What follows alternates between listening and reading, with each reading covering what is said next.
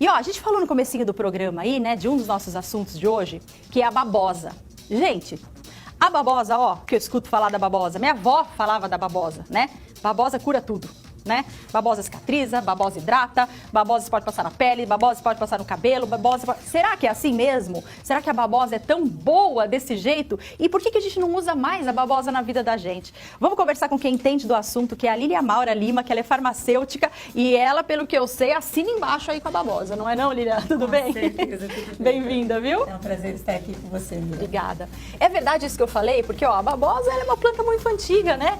E a minha avó usava tanta babosa, eu lembro, pra tanta coisa. A gente pode continuar usando? É verdade, ela é uma planta milenar com propriedades incríveis, né? Ela tem desde aminoácidos, vitaminas, enzimas, ela tem vitaminas, tem vários componentes que estrutura, né?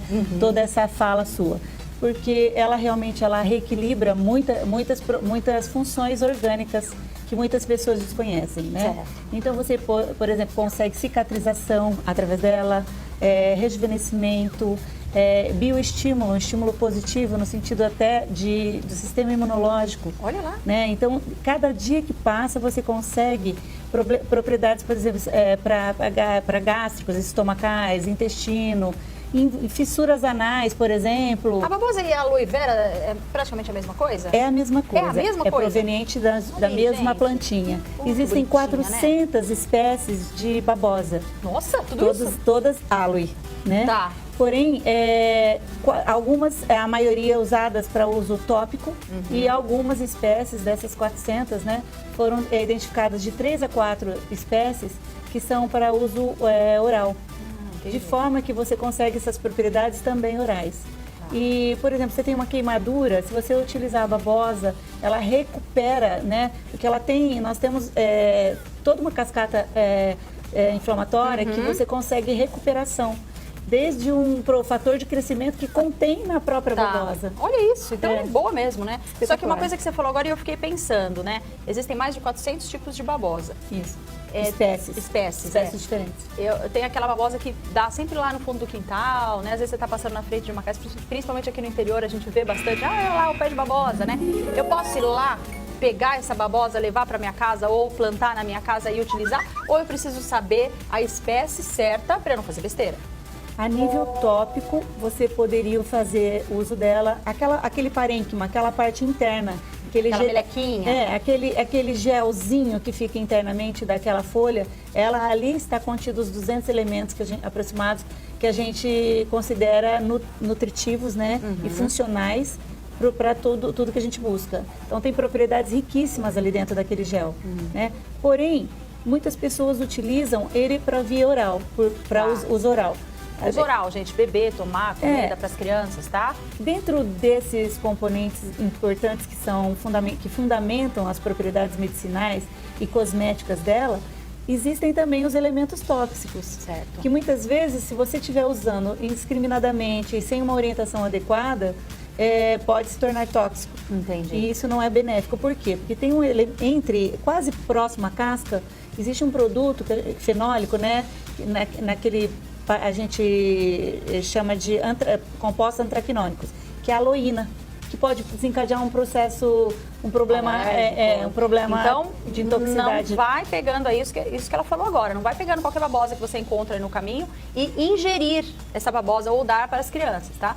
Você passar na pele, tudo bem. O máximo que pode acontecer é você passar a babosa errada e não acontecer nada. Agora, se você passar a babosa certa, vai auxiliar. Babosa é babosa. Então, você pode utilizar todas essas espécies, você pode usar topicamente, que vai ter propriedades riquíssimas. Olha que beleza. Agora, oral é a questão, né? A oral você tem que ter um cuidado maior em função desse elemento antraquinônico, que é a aloína, que pode se tornar tóxico, dependendo da quantidade ingerida. E por que alguém tomaria a babosa? Existe uma cápsula de babosa, um pó de babosa, alguma coisa assim que seja correta para ser ingerida? Toda questão medicinal, na farmacologia, você tem processos de purificação da droga, da substância. A maioria delas, na nosso arsenal terapêutico, provém de plantas. né? E a gente tem, a babosa tem essas propriedades que tem que ser exploradas, né? E tem um método específico de purificação dela. No caso do Isso pó... é feito só para profissional, né, Lina Mara? tem a química fina, né? A Tá. indústria que ela produz de uma forma adequada, faz o processo de purificação. Seja ele na questão oral, seja ela na questão tópica. Existem hoje empresas, inclusive, tem uma no Brasil, é uma líder mundial, ela exporta para 160 países suco de aloe. Porque como ela tem propriedades antitumorais, auxilia no processo imunológico do organismo, quer dizer, como elementos de defesa para que você... Então, existe uma empresa no Brasil, brasileira, líder mundial, que ela exporta aloe, suco de aloe, para 160 países. Daqui a pouco a gente vai... Eu quero falar exatamente isso. Para que eu posso tomar? Quanto que eu posso tomar isso por dia? Né? Muito legal. Não vai fazer suco de babosa na sua casa. Você entendeu o que eu tô falando? Não vai pegar babosa, bater no liquidificador e tomar. Não é isso que ela tá falando. Ela tá falando de uma empresa especializada que primeiro tira essa toxina para depois poder tomar. Ela serve para quê? Então, com todas as propriedades que a gente está elucidando aqui, que aumento, azia, má digestão, gastrite, úlceras é muito utilizado para úlceras. Aí é tão bom usar coisa natural, né? Em todo o processo inflamatório, porque ela tem propriedades inflamatórias, tem propriedades bactericidas, é calmante. Que mais produtos a gente tem de babosa? Tem sabonete, tem shampoo, muitos. Tem creme. Anti-aging, né? Ele é muito interessante. Por exemplo, quando você sofre uma injúria tecidual na pele, a gente precisa de uma defesa, né, do organismo. Se você passa a babosa e ela, de acordo com todos os elementos, 200 elementos que tem entre enzimas, nutrientes, tem o fator de crescimento. Então, ela migra o processo de reparação porque ela se une aos receptores do hormônio de crescimento, que é de reparação fibroblástica, e ela migra para esse tecido ser recuperado. Então, é uma coisa assim, incrível. A aloe realmente tem até, ela chama a rainha das plantas, tem vários nomes que se dá a ela, né?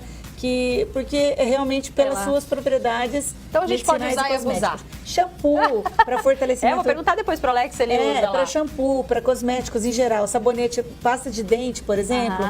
Existe uma empresa que ela fabrica pasta de dente para crianças, que não tem flúor e contém aloe. Muito bom. Então, quer dizer, até em pasta de dente, géis, né, regeneradores. Tem muita coisa legal. Muito. Ele é calmante, ele hidrata. Então vamos usar, né? Vamos usar a babosa na nossa vida. Muito obrigada por ter vindo. Imagina, foi um prazer, viu? Muito obrigada mesmo por falar com você. Ótimo. Obrigada. Falar ainda mais de coisa gostosa, melhor ainda, não é? Bom demais.